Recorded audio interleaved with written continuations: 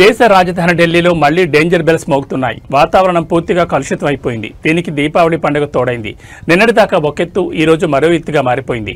మంగళవారం ఉదయం 8 గంటలకు ఎయిర్ క్వాలిటీ ఇండెక్స్ 350 దగ్గర నమోదైంది.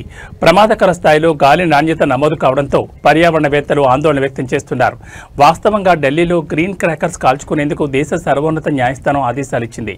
అంతేకాకుండా దీనికంటూ ఒక సమయాన్ని కూడా కేటాయించింది. కానీ గ్రీన్ క్రాకర్స్ కాకుండా పెద్ద ఎత్తున మందుగుండు సామగ్రి కాల్చినట్లుగా అనుమానాలు వ్యక్తమవుతున్నాయి. ప్రస్తుతం వాతావరణం చాలా మబ్బుగా కనిపిస్తోంది.